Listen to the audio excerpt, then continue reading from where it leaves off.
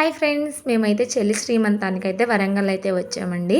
So decoration అయితే complete అయిపోయింది. మేము ఇంకా ఫోటోగ్రాఫర్స్ తప్ప ఎవ్వరు కూడా రాలేదు. ఇంకా మేము తొందరగా వచ్చేసాము ట్రైన్కి కదా. సో టిఫిన్ అయితే ఇడ్లీ వడ అయితే పెట్టారు. ఇంకా మేమైతే టిఫిన్ చేసేసి పైకి వెళ్ళి అయితే రెడీ అయిపోయాము. ఈ విధంగా అయితే రెడీ అయ్యామండి మేమైతే. ఇది లాస్ట్ టైం మా బాబు అన్నప్రాసనప్పుడు కట్టాను ఈ శారీని, మళ్ళీ ఇప్పుడే కట్టానమాట.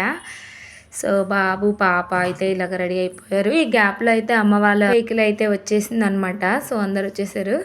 ఇంకా నాన్న రాగానే పిల్లలు ఇద్దరు తాత తాత అనుకుంటా ఎంత ఎగ్జైట్మెంట్తో వెళ్ళిపోయారో అనమాట.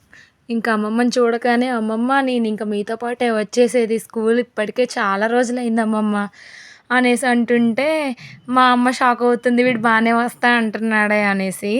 ఇంకా మా సైడ్ చుట్టాలందరూ కూడా వచ్చేసారండి. ఇంకా వాళ్ళతో పాటు పాప బాగా ఎంజాయ్ చేసింది అనమాట. చెల్లిని కూడా స్టేజ్ మీదకి అయితే తీసుకొని వచ్చేసారు.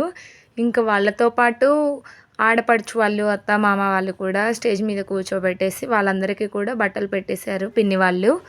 ఇంకా చెల్లి వాళ్ళు బట్టలు మార్చుకున్న తర్వాత కొంచెంసేపు ఫోటోషూట్ అయితే జరిగిందండి. ఇంకా తర్వాత పెద్దవాళ్ళంతా కూడా గాజులు వేశారు, పూలు పండ్లు వడ్డింపడాలు ఇవన్నీ కూడా జరిగాయండి. ఇక్కడ నాకు కొంచెం డిఫరెంట్గా అనిపించిన విషయం ఏంటి అని అంటే, ఇక్కడ పెళ్ళికొడుకు అనరు ఏమంటారు, ఓకే, మా మరిది గారికి కూడా వడి నింపారనమాట. అటు సైడ్ ఆచారాలు అలా ఉంటాయి అనేసి అన్నారు. యాక్చువల్గా నేను ఎప్పుడూ చూడలేదన్నమాట ఇలాగా చేస్తారు అనేసి. ఇంకా వాళ్ళ పనిలో వాళ్ళు ఉంటే మా పిల్ల మాత్రం ఇక్కడ స్టేజ్ మీద కూర్చొని డ్యాన్స్ ఇక్కడ ఇంకా ఫంక్షన్కి వచ్చిన ప్రతి ఒక్కరితో కూడా అండి వడి నింపించేశారనమాట. నార్మల్గా అయితే ఒక 3 మెంబర్స్ 5 మెంబర్స్తో వడి నింపిస్తారు కదా, కానీ పాపం వాళ్ళకి ఎంత ఓపికగా అందరితో వడి నింపించేశారనమాట. స్టేజ్ మీదనే ఉన్నారు జనం మొత్తం కూడా, హాల్లో కంటే కూడాను. సో అనుషుని చూడండి ఎలా కొడుతుందో మా పిల్ల అయితే. అన్నయ్యని కొట్టమ్మా ఒకసారి అన్నాను అంతేనండి. ఇంకా దాన్ని డప్పు కొట్టినట్టు కొడతానే ఉందన్నమాట అన్నయ్యని. సో ఇక్కడ వాళ్ళ ఫ్యామిలీ ఫోటో అయితే దిగేశారనమాట. చెప్పాను కదా ఇందాక, మొత్తం స్టేజ్ మీదనే ఉన్నారనమాట. ఎప్పుడు ఫోటో దిగి ఎప్పుడు వెళ్ళిపోదామా అన్నట్టుగా. ఇంకా స్టేజ్ మొత్తం కూడా బిజీగా ఉంది కదా అనేసి మేమైతే లాస్ట్లో ఎక్కామండి స్టేజ్. ఇంకా అమ్మ నాన్న వాళ్ళు కూడా పూలు బట్టలు స్వీట్స్ అన్నీ కూడా పెట్టేశారనమాట. ఇంకా నేను కూడా శారీ స్వీట్స్ పూలు అలా పెట్టేశానండి. తను అడుగుతున్నాడు, సాయి అన్నయ్య రాలేదేంటి అనేసి. ఇది లేడీస్ ఫంక్షన్ కదా, నన్ను వెళ్ళమన్నారు, జెంట్స్ ఫంక్షన్ పెట్టుకోండి అప్పుడు వస్తానులే అన్నారు అనేసి చెప్తుంటే తను నవ్వుతున్నాడు అనమాట ఇక్కడ. ఇక ఈ పిల్లలు ఉన్నారే అప్పటి వరకు కూడా బాగానే ఉన్నారండి. ఇంకా నేను స్టేజ్ ఎక్కిన టైంలోనే వీళ్ళు గోల గోల చేసేస్తున్నారు.